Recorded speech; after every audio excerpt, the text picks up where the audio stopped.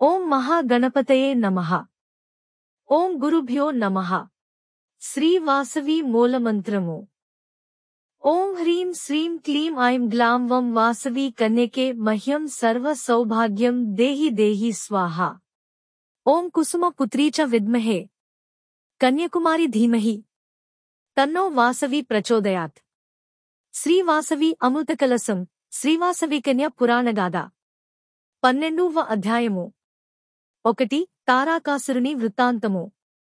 భూలోకమున తారాకాసురుడను రాక్షసుడు అనేక వేల సంవత్సరములు బ్రహ్మదేవుని గూర్చి ఘోర తపస్సు చేసి ప్రత్యక్షము చేసుకుని మహాశక్తివంతములైన వరములను పొందెను. ఆ వరప్రభావమున దేవతలను అష్టదక్పతులను తన పాదాక్రాంతము చేసుకొనెను. ఇంద్రుని జయించి పదవీ భ్రష్టుని జేసి అమరావతి సింహాసనమును స్వాధీనపరచుకొనెను. మునులను సాధుసజ్జనులను స్త్రీలను చెరపట్టి బాధించి భూలోకమును నెత్తుటి ధారలదద్దరిల్లజేయసాగెను. 2. పార్వతీదేవి జననము. సతీదేవి తన అగ్ని ప్రవేశానంతరము పరిశుద్ధండగా హిమంతుని భార్య మేనకా గర్భమున ప్రవేశించెను. ఆమె గర్భము దినదిన ప్రవర్ధమానమై 9 నెలలు గడచిన పిదప మేనక శుభముహూర్తమున జగన్మాతయగు సతిని పుత్రికగా గనెను. అంత దేవదుందుబులు మ్రోగ ఆకాశము నుండి పుష్పవర్షము గురిసెను. అప్సరసలు మధురముగా ఆడిపాడిరి. ముక్కోటి దేవతలందరూ ఆనందము నొందిరి. హిమవంతుడు సర్వదేవతలను ముని పుంగలను బంధువులను ఆహ్వానించి పుత్రిక నామకరణ మహోత్సవమును వైభవముగా జరిపించెను. తన పుత్రికకు పార్వతి అని పేరు పెట్టెను. ఆనాటినుంచి పార్వతీ శశిరేఖ వలె మెరుపు తీగెవలె సౌందర్యరాశియై ప్రకాశించెను. 3. బ్రహ్మదేవునితో భూదేవి మొర. తారాకాసురుడు గావించుచున్న అకృత్యములకు దారుణ మారణ హింసాకాండను జూచి భూదేవి భరించలేక ఇంద్రాది దేవ ముని గణంబులు వెంట రాగా సత్యలోకమునకు వెళ్లి బ్రహ్మదేవునితో ఈ విధముగా మొరపెట్టుకొనెను. దేవాది దేవా, నీ వరములతో తారకాసురుడు భూలోకమును అల్లకల్లోలము చేయుచున్నాడు. ఇదిగో చూడుడు, ఇంద్రాదులు సాధు సజ్జనులందరూ తమ తమ పదవులను గోల్పోయి లోక ధర్మములను నెరవేర్చలేక నానావస్థలు పడుచున్నారు. ఇక మీరే ఆ దుర్మార్గుని పాలినుంచి జగతిని రక్షింపవలెనని వేడుకొనెను. అంత బ్రహ్మ, ఓ పృథ్వీమాత, ఇంద్రాది దేవతలారా వినుడు. మమ్ము అర్చించిన వారని మా అనుగ్రహము కోరి తపములాచరించిన వారి కోరిన కోర్కెలను తీర్చుట మా కర్తవ్యము.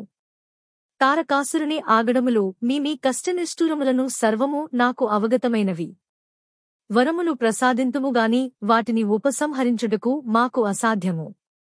ప్రస్తుతము తారకాసురుని మనమెవ్వరము ఏమీ చేయలేని విపత్కర స్థితిలో ఉన్నాము. ఎందుల కనవాడు పార్వతీ పరమేశ్వరుల సంగమమున అయోనిజుడైన సుతుని వల్ల మరణమని వాడు కోరిన విధముగా వరములు ఇచ్చియున్నాననెను.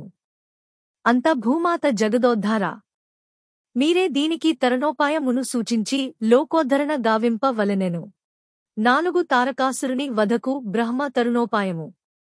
దేవతలారా, భూమాత, శ్రద్ధగా ఆలకింపుడు. ఇప్పుడు సతీదేవి వియోగమున పరమేశ్వరుడు సర్వమును త్యజించి హిమ్మనగిరిన తపస్సమాధి యందున్నాడు. మీరు ఏదో విధముగా పరమశివుని ప్రసన్నము చేసుకొనవలెను. ఇందుకు వారే సమర్థులు. అంతేగాక దక్ష యజ్ఞమందు అగ్నిలో లీనమైన సతీదేవి హిమవంతుని కూతురు పార్వతిగా జన్మించినది. కావున మీరు వెంటనే పార్వతీ పరమేశ్వరుల కళ్యాణమును జరిపింపుడు. దాని ద్వారా తారకాసురుడు మరణించును, అందరికీ విముక్తి లభించుననెను. అంత దేవతలు మహాప్రభూ శివుడు ముక్కోపి పైగా త్రినేత్రుడు. ఆతనికి తపోభంగం మొనర్చినచో లోకములను దహించు నేమోననిరి. అప్పుడు ఇంద్రుడు, దానికి మీరు చింతింపకుడు. ఈ కార్యమును నిర్వహింపగల సమర్థుడు మన్మథుడే. కావున ఓ మన్మథ, సర్వసురనరమునుల లోక సంరక్షణకై నీవు ఈ కార్యమును నెరవేర్చవలనని ఆజ్ఞాపించెను. దేవతులందరూ అతనిని నుతించిరి. దానితో పొంగిపోయి మన్మథుడు, ఓ ఇంద్రాది దేవతలారా, చాలా సంతోషము, మీ కొరకు ఏమి చేయుటకైనను సిద్ధమే. 14 లోకములందు సుర నర ముని యక్ష రాక్షస గంధర్వ కిన్నర కొంపురాషాదులెవరైనూ సరే నా ఒంటి శరములకు లొంగని వారు లేరు. పరమ శివుని మనస్సును పార్వతిపై మరలించుట దెంతపని. మీ ఆశీర్వాదములతో దీనిని చిటికెలో సాధింతునని హిమగిరికి బయలుదేరెను. 5 పార్వతీ పరమేశ్వరుని ప్రేమించుట. పార్వతి చిన్ననాటినుంచే పరమేశ్వరుని భక్తితో పూజించుచూ అతనినే పతిగా నిశ్చయించుకునెను. ఆమె హిమనగరమునకు పోయి అట తపోనిష్టా గరిష్ఠుడైన శివునికి సేవలను చేయుచూ ఆరాధించసాగెను. శివుని తపో ప్రాంతమును అనుదినము శుభ్రపరచుచు మనోమరమమగు రంగవల్లులతో అలంకరించి హాయినిచ్చు వింజామరల విసరచుండెను. ధూపదీప నైవేద్యాదులతో కొలుచుచూ ఇంపుగా పాడుచూ మనోజ్ఞముగా ఆడుచూ కాలము గడుప సాగెను. కాని ఎన్ని దినములు గడచినను పరమేశ్వరుడు కనుల విప్పక నోరు మెదపక తపో ముద్రలో ఉండిపోయెను. దీనితో పార్వతి ఖిన్నురాలై రెట్టింపు పట్టుదలతో శివుని సన్నిధిన ఉత్సాహముతో ఇంపైన గానముల నాట్యము సల్పసాగెను. 6 కామదహనము రతీ విలాపము. అంత మన్మథుడు ఇదే సరియైన సమయమని తన చెరుకు వింటిని ఎక్కుపెట్టి పంచపుష్ప బాణములను పరమేశ్వరునిపై ప్రయోగించెను. ఆ మన్మథ బాణములు శివుని మేనిని తాకగనే అతని మేను జలధరించగా మనసు అవ్యక్తానుభూతల లోనయ్యెను. అంత శివుడు తనను ఎవరో దుష్టులు తపోభంగము కలిగించుచున్నారని ఎంచి అగ్రహమున శరములు వచ్చిన వైపుగా వెంటనే త్రినేత్రముతో జూచెను. త్రుటికాలమున ఎదురుగా ఉన్న మన్మథుడు భస్మీపటలమై బూడిద రాశిగా మారిపోయెను. వెంటనే శివుడు నేత్రధేయమును తెరచెను. తన ఎదుట సుందర మందహాస వదనముతో మనోజ్ఞముగా పార్వతి కనిపించెను. అంత పరమేశ్వరునికి పరమశాంతి లభించెను. ఆమెను తన సతీదేవిగా భ్రమించెను. దిగ్గున లేచి ఆనందముతో పార్వతిని సమీపించెను. పార్వతి సిగ్గున పొదలమాటున దాగెను. అంత రతీదేవి హృదయ విదారకముగా కన్నీరుగార్చుచూ అతి దీనముగా అర్దించుచూ అనంతరూప విశ్వవ్యాప అనాథనైన నన్ను రక్షింపుము. నా పతిని వీడి జీవించలేను. శరణాగత వత్సలా నాకు పతిభిక్ష ప్రసాదింపుము. లేదా నన్ను సైతము నా పతితో బాటు భస్మము గావింపుము అని రతీదేవి బోరున విలపించసాగెను.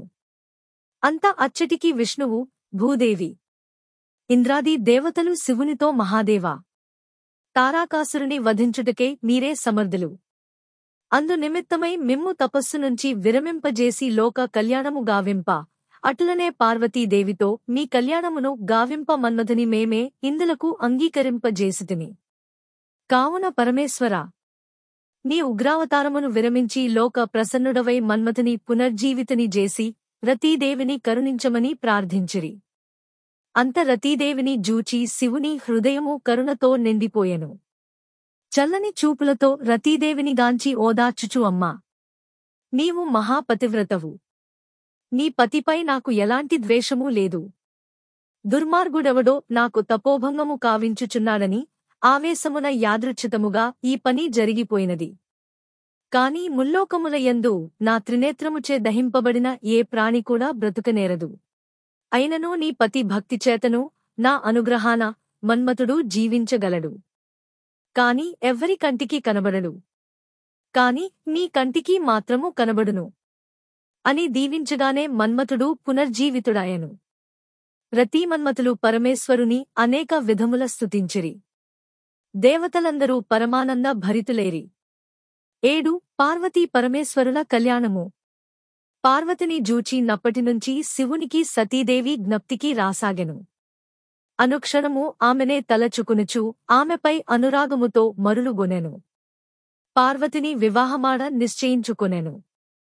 ఈ విషయమును ఏకాంతముగా నారదునికి తెలిపెను. నారదుడు వెంటనే బ్రహ్మ విష్ణు ఇంద్రాది దేవతలకు తెలుపగా వారందరూ హిమవంతుని దగ్గరకు వెళ్లి పార్వతీ పరమేశ్వరుల కళ్యాణమును నిశ్చయించిరి. బ్రహ్మ శుభ ముహూర్తమును నిర్ణయించి బ్రాహ్మణత్వము వహించెను. శ్రీ మహావిష్ణువు పెళ్లి పెద్దరికము వహించెను.